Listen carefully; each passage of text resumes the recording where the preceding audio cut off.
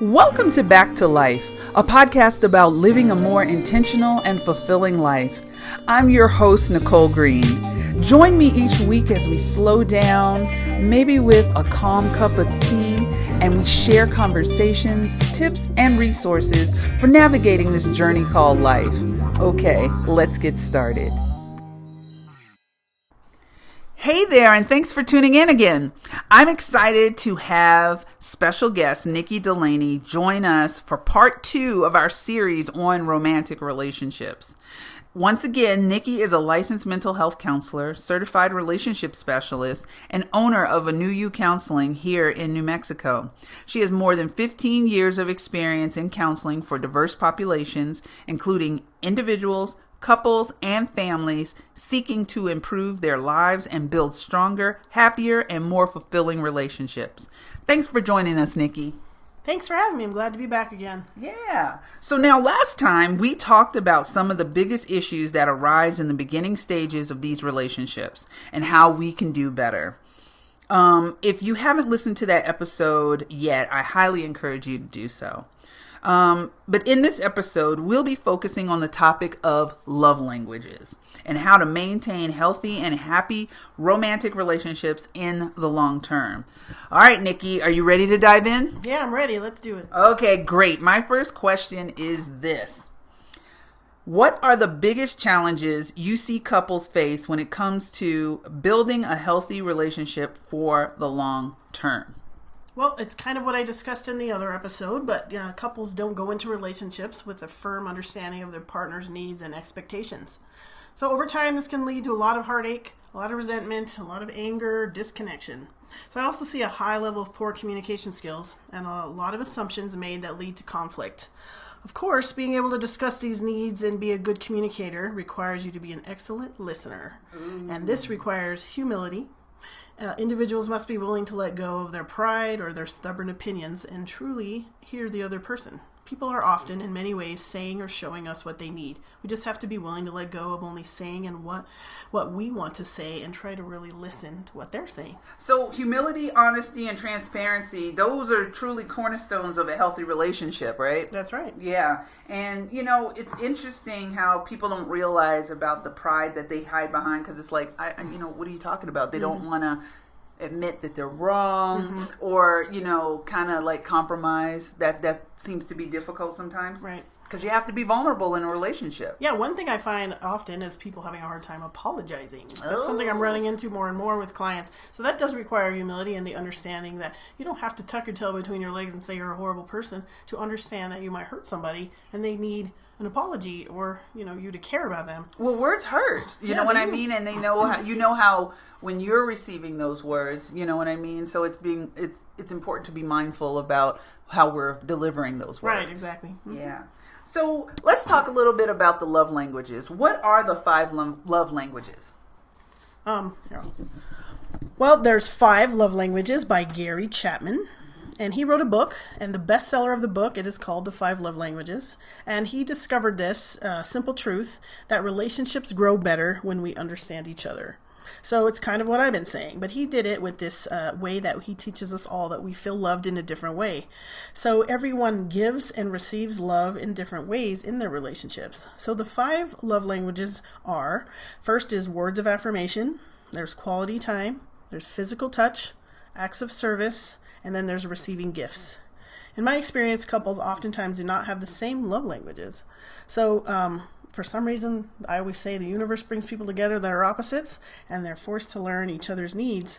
Many times they don't even know that they have a specific love language. This might be the first time they've ever even come across this concept. So, well, I mean, I've heard of the love languages, and I think my husband and I have also taken that test. And so why is understanding love languages so important? Well, I enjoy teaching the love languages to couples because it's something that they can really grasp. It's not a difficult concept to understand, but once they do, they have these light bulb moments, not only about their partners, but themselves as well. They start to understand why they may have conflict about certain things, like lack of intimacy or lack of appreciation. They may even start to understand why they may feel unloved or resentful in the relationship. So it's important to know that love languages, because it's a way for the couples to discuss their needs in a format that can be understood and heard, and most people can really grasp the concept. So that's why I like to do it. Oh, okay. So if you don't mind, would you mind sharing what your love language is? Oh, sure. My love language is words of affirmation. Okay. Is my top, and it's actually pretty much tied with quality time. Ah. And what about you? My love language is gifts. But that doesn't, for me, that doesn't necessarily mean someone has to buy me something all the time. It's really more about thoughtfulness. It is. It really is. And I know how I feel when my husband, my friends, my family, when there's something that they do that shows that they had me on their mind, that something they knew would make me smile. It's like, for me, it's like they see me. Right. That's a way for them to see me. Yeah, that's how gifts is. It's not about materialism. It's about being thought of, especially when people aren't together. They really like that. Special occasions are nice, but just becauses are nice. Yeah. And for words of affirmation for mine, that entails things like compliments, being, appreciation. Sure. Just being told that I'm being attracted to, or whatever it is, like compliments. So that's what fulfills mine. And also, negative things can have a higher impact on words of affirmation people. Okay. So if they're hearing negative things, they almost weigh more to them. So that's also important for people to be aware of. If they have affirmations as their love language, their partner needs to be careful with the mean things they say. Well, I can almost see you can almost see the immediate effect of that. If, how sometimes it's hard for people to give and receive feedback. And if your love language is words of affirmation, I can see where that can be kind of tiptoey in a way. There is a lot to learn about each of these languages. That's why it's important to know what yours is and what your partner's is. Okay. So how can couples apply an understanding of each other's love languages to their daily lives and interactions with each other? Well, once couples understand their own and their partner's love languages, they can fully explore what their partner needs to fill what Chapman, he calls it in the book, their love tank. Oh, so okay. These are ways to fill your love tank. So they can make commitments to try and be more aware daily what their partner needs, and even ask them how they want their tank to be filled. So recently I came across on the website, there is a app called the Love Nudge. Ooh, I like that. And I've had a few of my clients use it. So you set it up and you connect it to your partner, and you're able to let your partner know how your love tank is doing. You also make goals, daily, weekly, monthly goals for your partner, for yourself, that you're doing for your partner, and then they're able to tell you how their tank is doing. You can also write directly through that notes, and it sends you reminders in your phone. Hey, don't forget, you said you were going to do this. That's your commitment. You were going to make dinner, whatever it is. So it's really, I actually know now, as I actually use it now. Okay, cool. I've sent a few of my clients, and I hadn't used it, and I told my husband, we're going to try this now. So now he's at home using the love language with me. He's like, I got to update my tank now. Oh, I love it. I love it. Okay. So let me ask you this. So I know we've just been talking about romantic relationships in general. How do you find some of these things, talking about giving good love, how do you see this apply to married couples? Because it's one thing in dating relationships, but what's the difference in the love languages in terms of for building healthy relationships and within a marriage? Okay. Well, in long-term relationships, like marriages, you find that when partners really are dedicated to understanding each other's needs, they make it a habit to implement those things in their life forever, hopefully. Okay. They're always going to be aware of that. They might even start to understand why their partner is grumpy one day. They have sort of this language that you're not going to necessarily get if you're just in these temporary relationships. So you have these longer-term relationships, marriages that have the ability to have this stuff grow over time. Okay. So these things become second nature once they're done with conscious effort. It helps in conflict too, as a way to discuss feelings and needs so that the partner understands why they may be feeling the way they do. So you can actually use this language, like I said. Like my husband says, I got to update my tank. He says that sometimes when things aren't good either. I got to update it, and that gives me a little clue. Oh, I need to work on something, or hopefully we'll communicate what that is. So love language education, I feel like, is a lifelong thing. It is something, like I said, my husband and I use it. And many of my couples, it really, resonates with them in a way that they feel like it's going to be something they're always going to use. And when I see couples regularly, I ask them, how's your tank? And sometimes in the session might be the only time they talk about it, but it's not a foreign concept to them. Gotcha. They have implemented it in some way in their life. So you're basically learning a new language for your relationship. It is, yeah. It's a new language. And like I said, you're learning almost all the time, learning a new one. Because really often we don't have the same language as our partner. So we're having to learn not only a new way to show love that we're not necessarily needing, but a way that they need it. So it's almost like a language and then a dialect of that language. Okay. As well. Yeah, because you just need to learn the lingo, and then it serves kind of like a trigger to go, mm-hmm. I need to, and it helps with those expectations and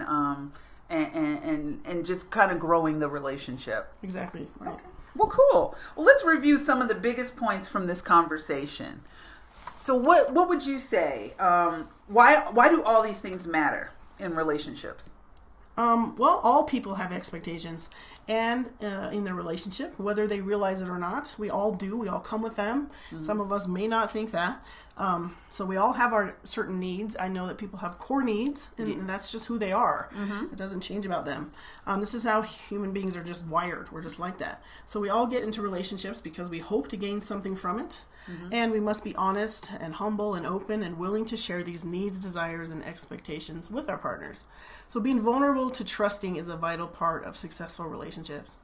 We also must be willing to listen and meet the needs and desires and expectations of our partner. Compromise is always a must. Keep throwing that word, compromise. It's really, really important. Educating ourselves on expectations and the 5 love languages can do wonders for our relationship.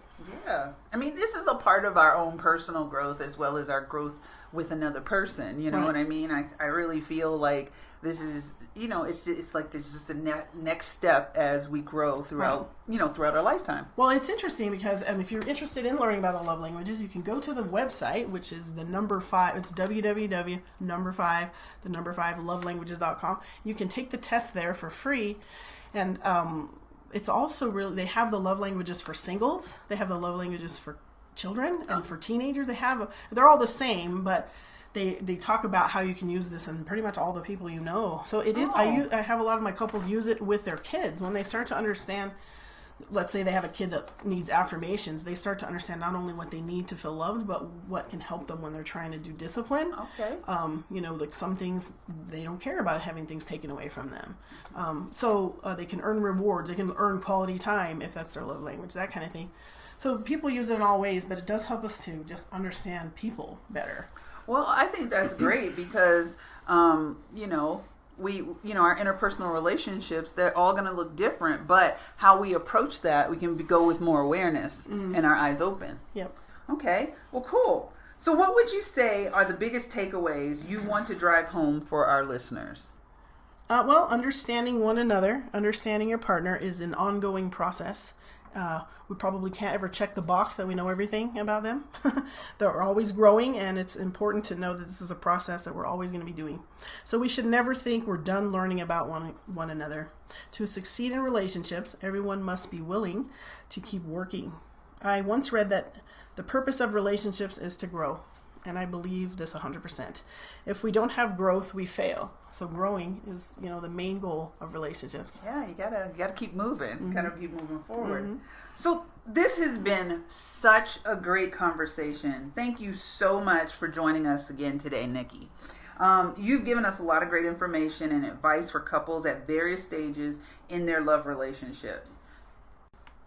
So where can folks find more information about you, your work, and the love languages? Well, most people find me through Google search, so that's a good way. I also have a website, and I'm on Facebook, and I am on Instagram as well. Okay. I'm on Psychology Today. I'm on Health Grades. I'm on a few different things. But she's all over the internet, basically. You can find me by searching the name of my business, A New You. And that's mostly how people can find me. Okay, so what I'll do is I'll put all of that good information in the show notes, so make sure you check, and I'll have her Instagram handle, all of her social media, as well as her website. And then can you repeat what the website is for the love languages? Right. I will tell you the love languages is the www.5lovelanguages.com. Also, you can go onto my Facebook page and my website and sign up for my newsletter that I send out every month. It's full of all kinds of information. I do talk about the love languages from time to time, but you can also find a lot of information about the love languages just by searching the 5 love languages. And the book is available everywhere. I got a bunch of copies at Hobby Lobby. Oh, wow. Yeah. Okay. And you can find it on Amazon, but we'll have a link to that as well. Oh, okay. This has been totally great. I am so grateful to have you here with me to have this discussion. And so thanks again to our special guest, relationship specialist, Nikki Delaney of A New You Counseling.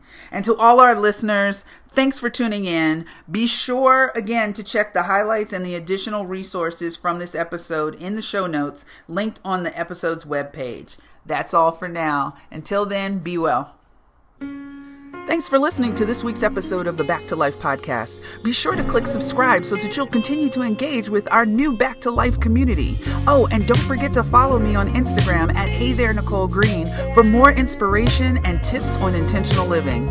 Tune in next time on the Back to Life podcast as we discuss those relatable struggles of life with a dose of hope and healthy solutions. Until then, be well.